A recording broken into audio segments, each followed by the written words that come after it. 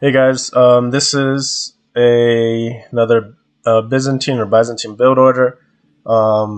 This is going to be a 1 TC aggression kind of a build.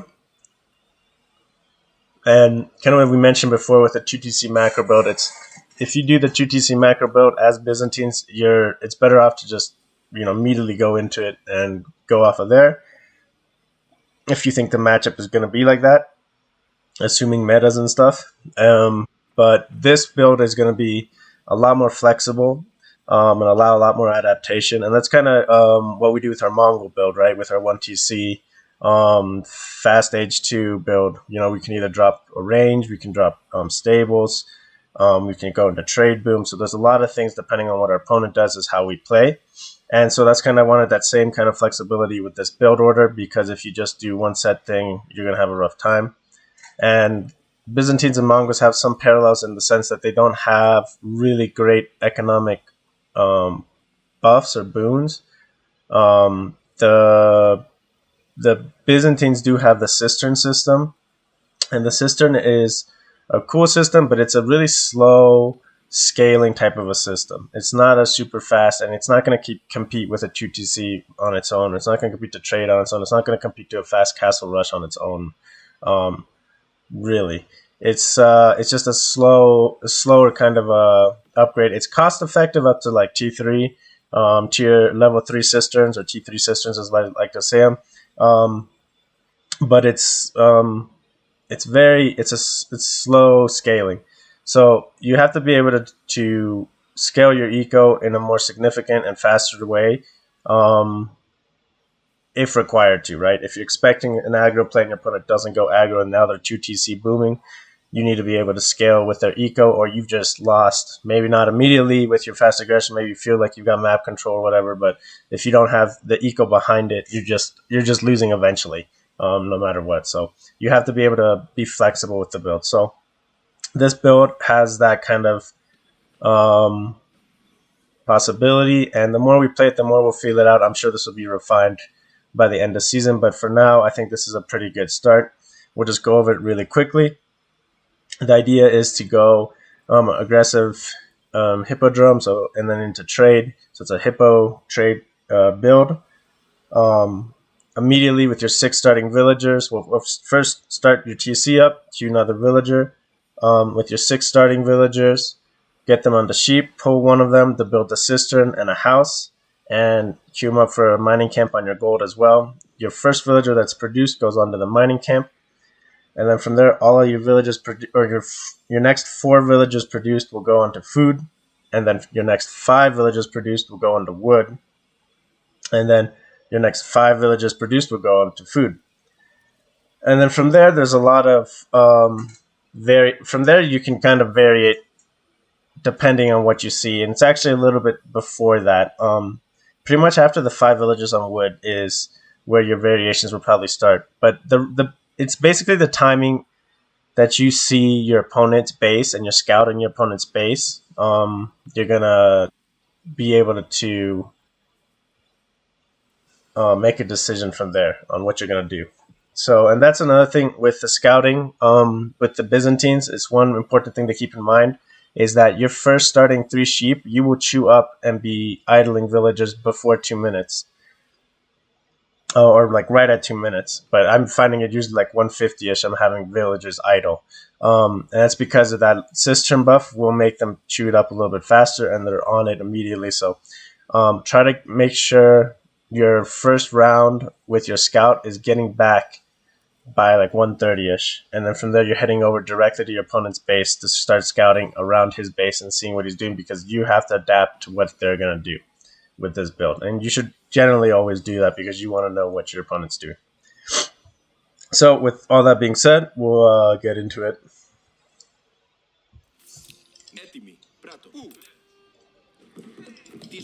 Cistern placement is pretty important off rip.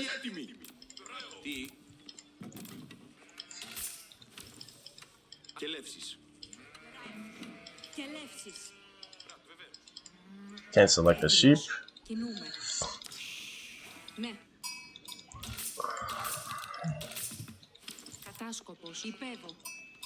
So we got these first couple of sheep. Try to keep track of your scout. And at the beginning I only queued up one villager, but make sure you queue up more than one. The first villager is really fast to queue. And then trying to queue like multiple villagers can be a little bit slower.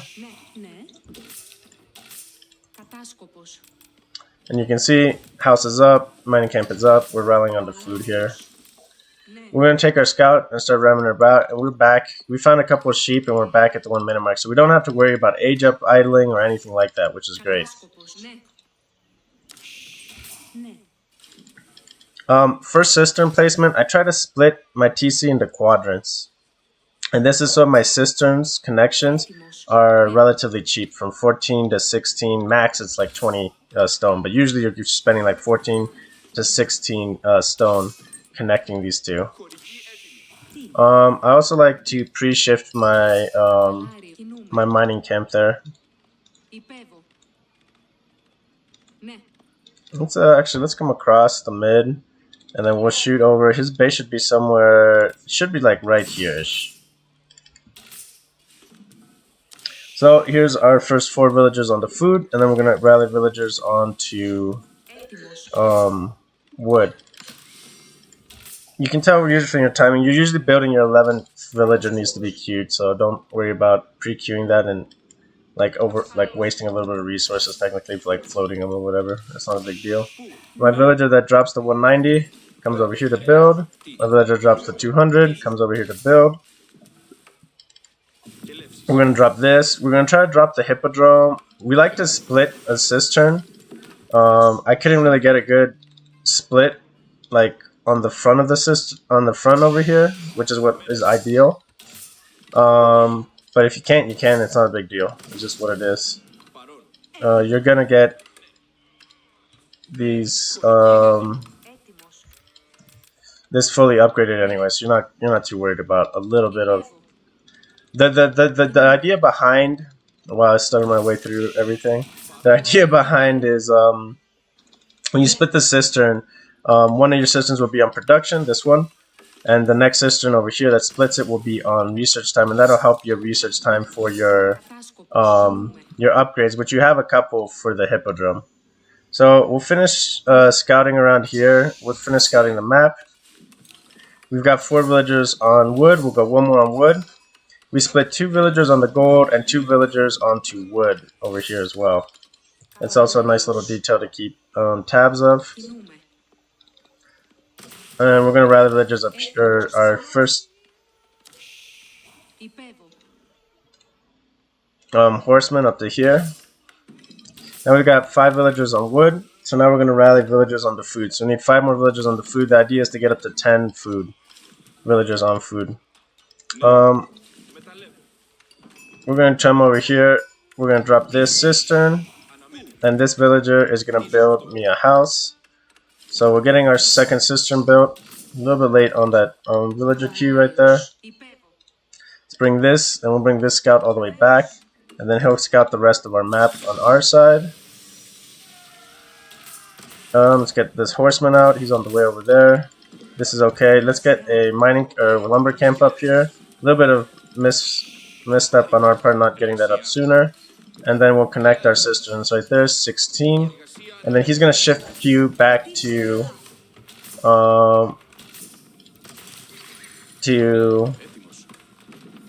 his stone. So we want to have 2 on stone, basically up until we're at T3 cisterns. Okay, we've got this. And so what we're going to do is we're going to drop our archery range over here. Get another horseman in queue. A little bit short, there we go. And so the macro is a little bit close. Sometimes you're going to have to force a drop off. We're going to switch this to dialectus, which is our research speed. And then we're going to get our rating damage up. Nothing in gold. Let's come over here. Let's scout over here. Over here. And then we'll come around the backside of the base.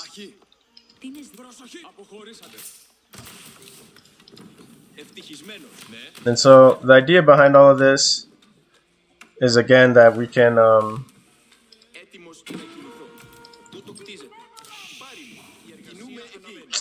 my gosh. Oops, scout diving way too deep. One of these villagers will come over here. Oops. A little bit of over macro onto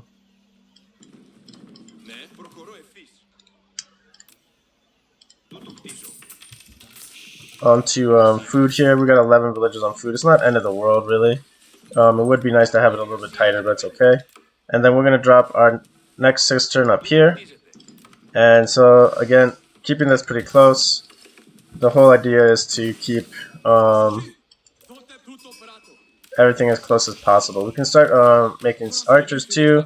This like early spearman or horseman would be nice to get some aggression on, but it's not like you're always going to get like great value out of them. You're gonna need archers behind this to support, and you're gonna have to transitioning into archers. We're gonna put one of these villagers off of here. Let's get this upgrade. This is staying on production, but we can switch this again to research, and it's going to help this double broadaxe get its timing in a lot better. This villager, after finishing this, is going to rally onto gold. And we can just keep massing horsemen, but again, we're not like super pressed about like our numbers of horsemen and stuff. Like we know it's gonna like naturally kind of happen, so we're not too worried about it. This guy, he can drop a second market. Always want to get about 2 markets up, and it's gonna help your boom significantly. And this villager that's on stone is always dropping houses, preferably, because he's gonna give you the most like or the least loss in resources. Because he's giving you stone as he chops, right? So we're gonna build this up here. Just drop that real quick. Get another horseman out. Get this out. And so now we're sitting in a pretty good spot. We're gonna have to be looking at. Don't know what these guys are forward. Some like that real quick. And we got plenty of wood for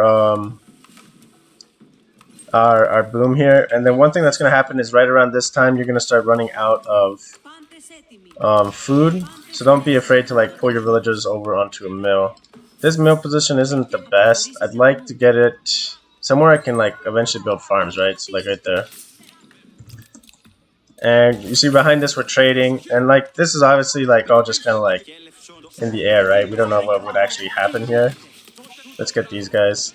I love and this is the big thing with this build. These horsemen are just horsemen, like, and you got mass horsemen, but with triumph, with healing, and the 20 gold that you're gonna get from each one, you're actually doing like a lot of work.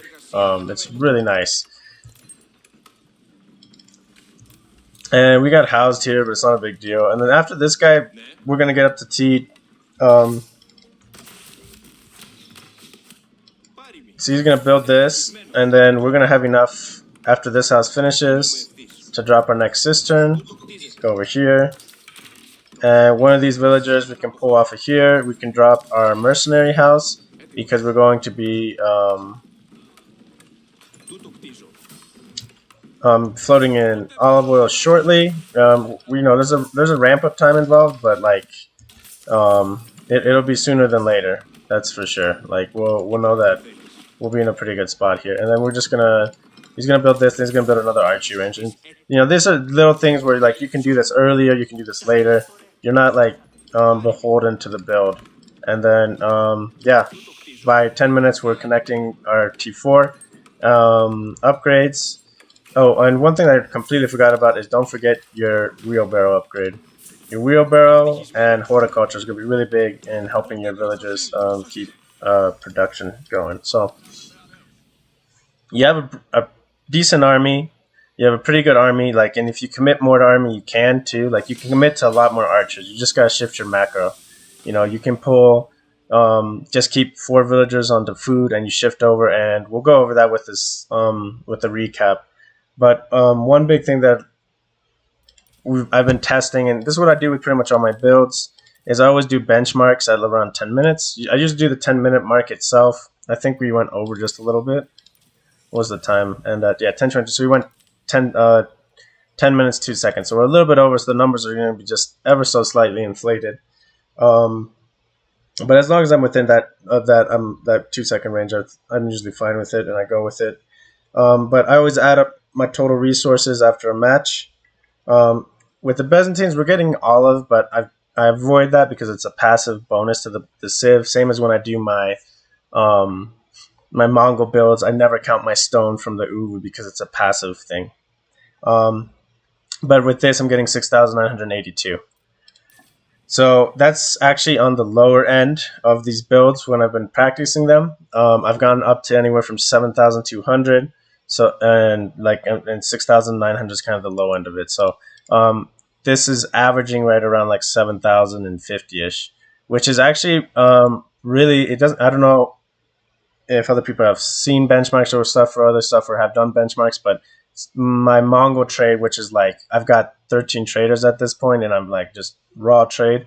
I'm sitting up there at around 7,000 as my average as well. So this is comparable to the Mongol trade in terms of raw resources, and it's actually going to scale a little bit better because of this cisterns. Because here in like not even a minute, right, in like 30 seconds, this cistern's going to be connected. All of a sudden, we're going to get a big buff to all of our villager income.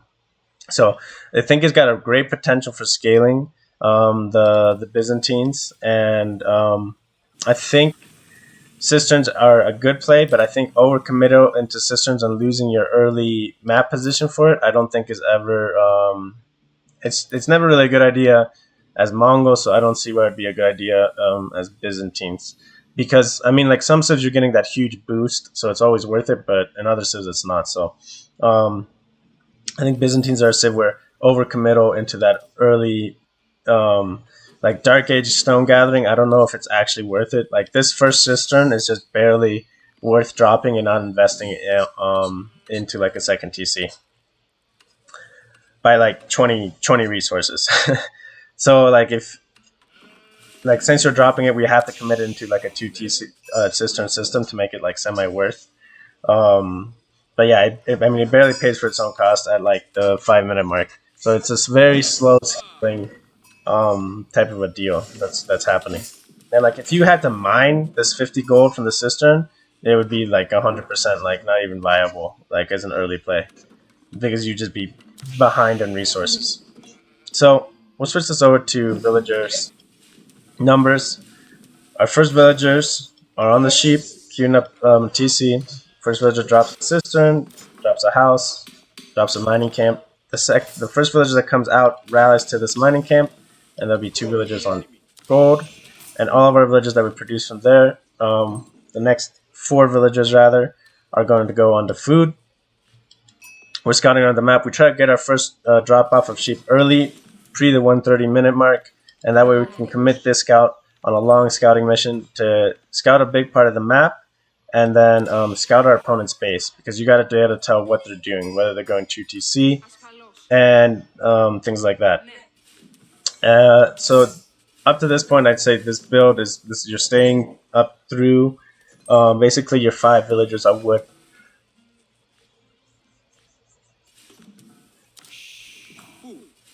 So now we've got our 9-2 split. And now we're going to drop 1 villager onto trees.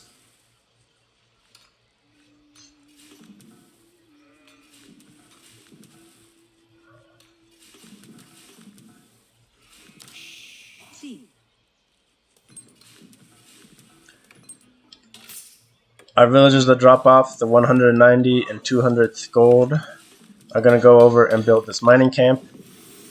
And we're going to build a hippodrome that's sharing its cistern buff, right? I'd like to do it forward just for timing on raids, but it is what it is. I can't really get it. This is already buffing over here, so dropping another cistern over here would be kind of wasteful. So a back cistern is going to be probably my best choice here. It's going to catch a little bit of these villas, so that's where we go with it here.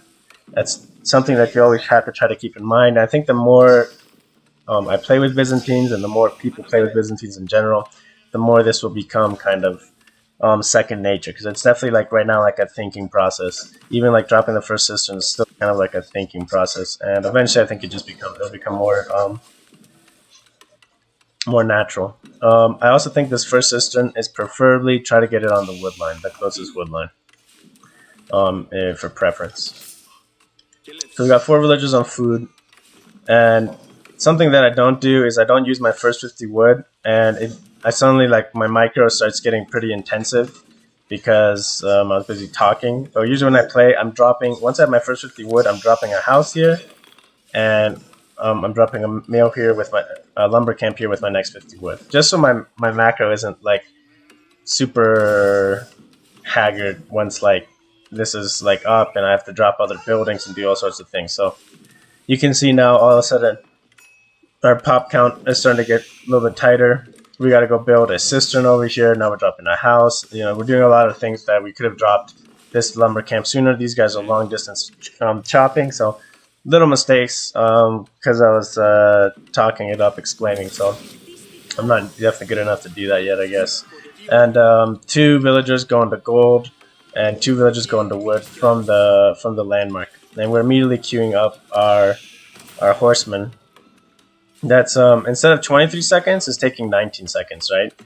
Like that's a 4-second difference. It's pretty substantial early on, and it's a pretty big jump with this first T1 buff.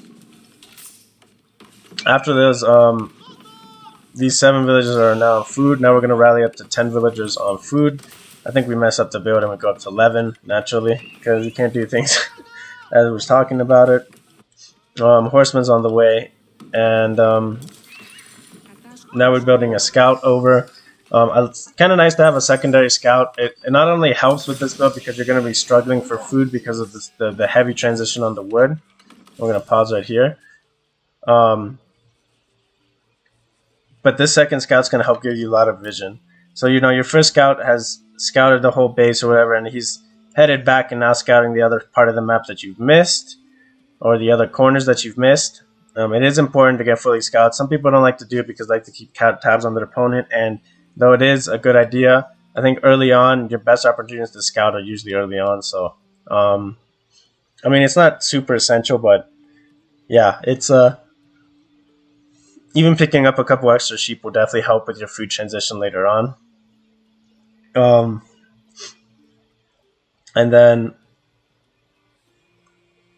we're dropping a range right now, and I think this is always going to be kind of something standard that needs to be done in the build order, because if they scout you, they spot the hippodrome, what are they going to drop? They're going to drop racks if they don't already have a racks up at this point.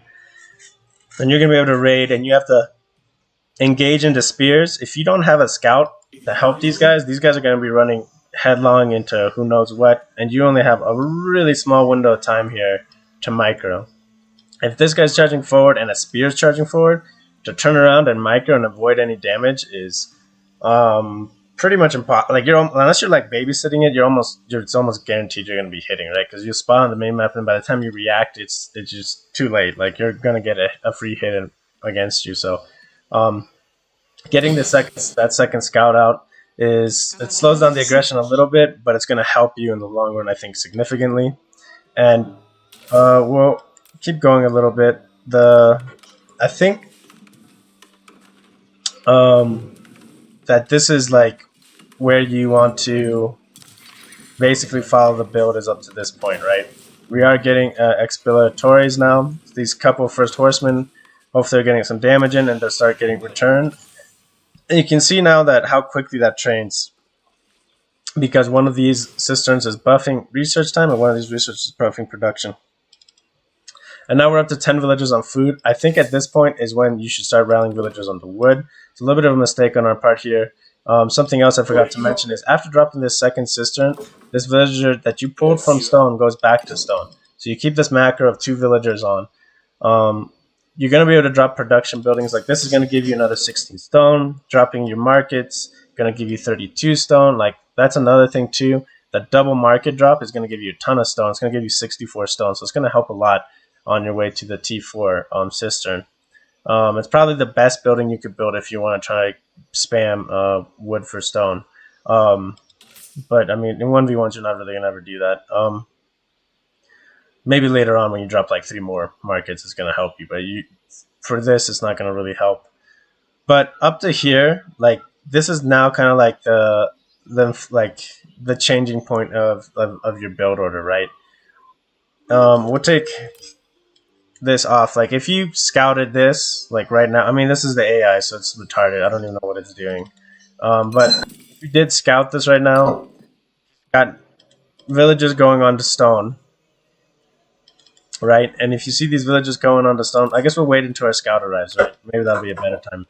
So our scout arrives here, and we're not actually like scouting. We like just clicked him. But if you actually scout, you would take this, you would wrap around, you'd find their stone, and what we would see, basically at this timing, maybe like we'll give it like 2 seconds, right? We would definitely see that he's getting ready to start mining stone, which would mean that he's going for a 2 TC play. Now, the thing is, because of this timing and the AI being stupid, it's not like what you would actually see. You'd actually be seeing like we would have seen it with that first scouting mission. We would have seen what he was gonna do. So like our transition would have been a little bit like smoother or easier on early because we would have known like a bit ahead of when he's doing it, right? Right now, if you spot it, I mean, you still transition because he hasn't started mining stone, but like it's not an actual timing for a second TC play, especially by Avicid.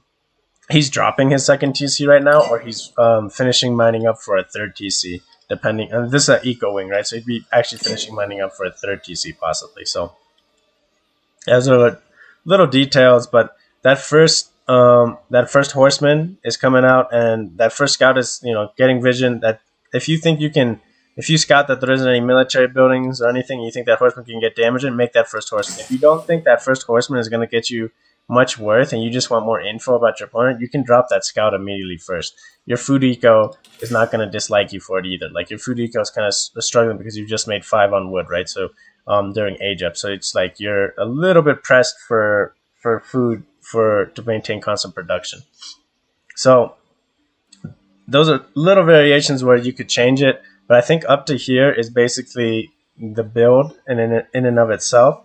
And now it depends on what your opponent's doing, right? If he's going 1 TC aggro, you need to be focusing on unit production. Villagers, I know I've got another villager rallied onto food here, but you need to start rallying villagers onto wood, and you need to start trying to get a second range up. This first range is going to do a good job of producing archers because they're coming out at 11 seconds. And that's the other thing. Horsemen are coming out at 16 seconds instead of 23, so it's 7 seconds faster, which is pretty significant. But it's still not at like a 2-range system here, right? It's close, but not exactly. So that's another thing is you have to just read your opponent properly. And I think the 1 TC allows flexibility. A 2 TC build doesn't really allow flexibility, and like a Dark Age like Spearman play doesn't allow flexibility. You have to commit to it and kind of make that work properly, or you're just going to be so far behind that you're not going to catch up. And in lower elos, this is less true, and in higher elos, this is more true. So yeah, that's pretty much the build. I mean, we'll keep following it around just as like a hypothetical, right? Obviously, this villager shouldn't be rallied on the food. He should have rallied over. And our scout's over here kind of harassing. I don't know why he aggroed into the gold mine. AI is just not, even the hardest AI is not really, like their build order is very not optimal.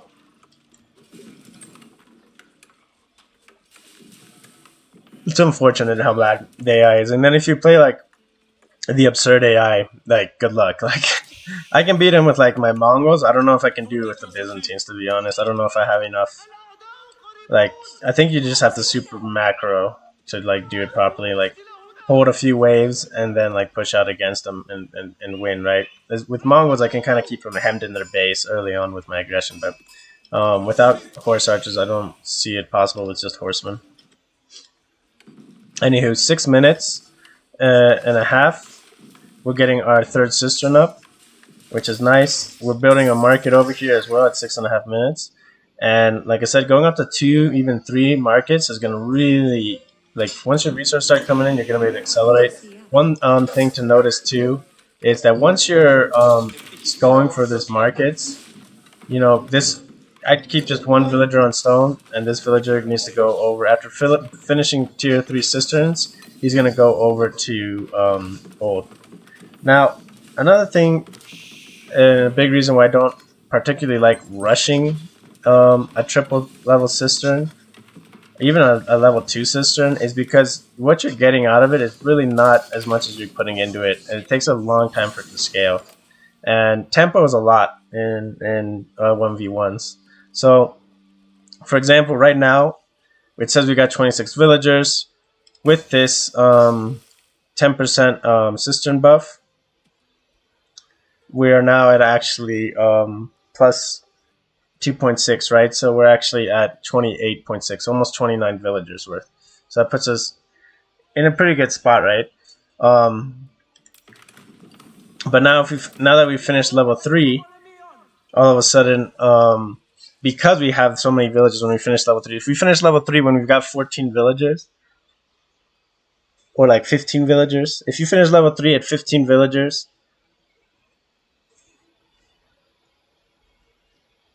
let's see what you've got. 1.5 plus 2 villagers, like plus 2.25 villagers basically.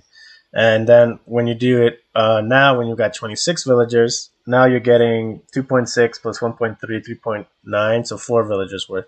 So you're getting a lot more investing this, and your timing on it isn't like super bad. Like, you've got army out on the field to help establish map control, and behind this now your eco's scaling really well. And not only is it scaling well, you're setting up for trade, right?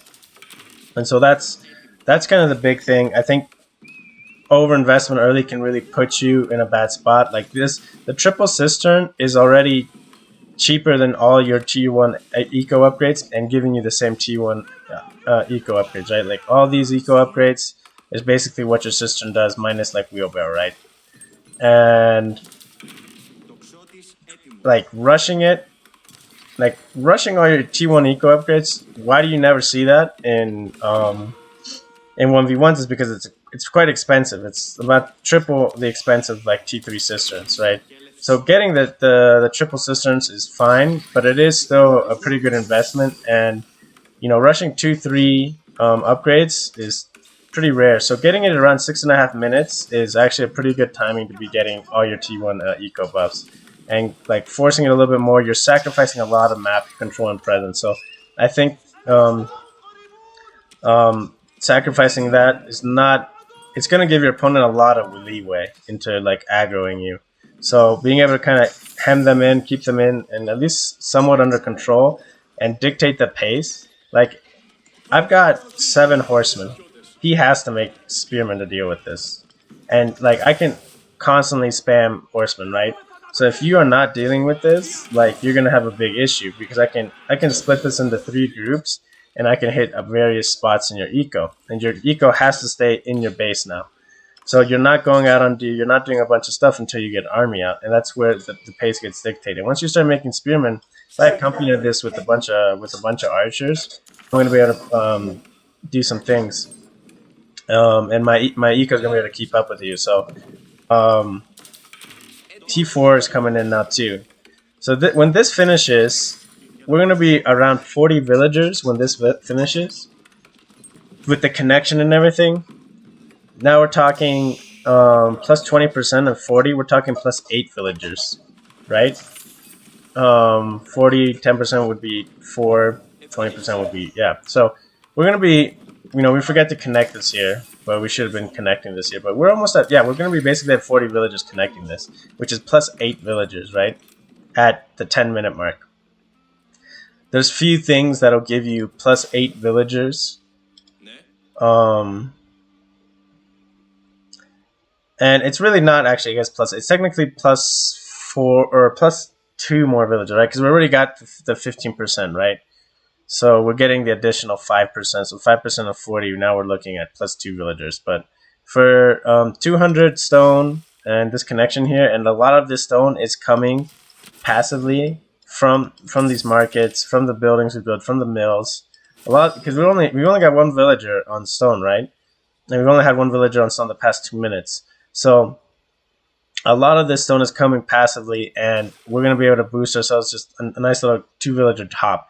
So you have a couple of 2 villager hops that happen, and then it scales pretty nicely. So I think this is going to be a little bit stronger way to play Byzantines than a lot of people are currently doing. A lot of people are rushing the early cisterns, and I see some of the viability behind it. I feel like losing that map control and that tempo, putting yourself on the back foot on a civ that's already relying on a slow scaling system, I think is something you really want to do. I think you want to try to pressure them to stay in their base, build infantry, and deal with it there. Now, this is only against like certain civs. I can see this being viable against like knight civs. You're gonna be able to do this, but it's not going to be as effective. Like, you're not going to be able to take those fights early on against knights as easily. The only plus side is you're going to be able to outproduce those knights, but you have to get good raids in on their gold. And instead of dropping a range against a knight civ, you're going to drop a barracks, right? And you're going to make spearmen, because he's going to have to. He'll want to just make knights, and once you start making spearmen, he'll make archers, and then it's actually going to be easier for you to micro your army with spearmen and horsemen than him for knights and archers, unless he's Mongols and he goes Mangadai, or they go horse archer. But there's no, I mean, I guess Abbas has camo archers, right, and feudal. But I guess the other thing is your Limitani, I think is the spearmen, have shield wall ability, which reduces ranged income. So ranged damage against them. So they're going to do really well in trading in these fights against archers, like a lot better than they should. And so I think going horsemen and dictating the pace, getting these out, forcing a spearman comp from your opponent, and then for most opponents, and if it's a knight civ, they're going to have to constantly produce these knights and keep pace with you. And once you start going spearmen behind it, he has to make archers, and that's where your horsemen are really going to be able to start excelling. But the whole idea is pace and pressure on your opponent, so you can do what you really want to do, which trade behind and really scale your army or your eco for castle age. Because once you get castle, you're going to get Varangian Guard, you're going to get cataphracts, you're going to get some very gold expensive units. And this build, or this system that the Byzantines have, is like their feudal army is not gold oriented. So you're all macroed for wood and food, which is fine as long as you've got trade behind it. You should be able to sustain it, no problem. If you are having to transition into mining, it is what it is, right? Like, if your opponents are you're both fighting in feudal and you can't get into trade, that's just what it is. But again, it's always ideal to try to force aggro early and trade behind it, and let that boom kind of help scale you economically. So that's pretty much it for this build, guys. And if you have any comments, let me know. If you guys try it out and you guys see any ways you can optimize it, or had any luck, or take it on rank and see how it treats you, just let me know in the comments. I do have a lot of curiosity to see how well it's going to do. So thank you guys for watching, and I will see you on the next one.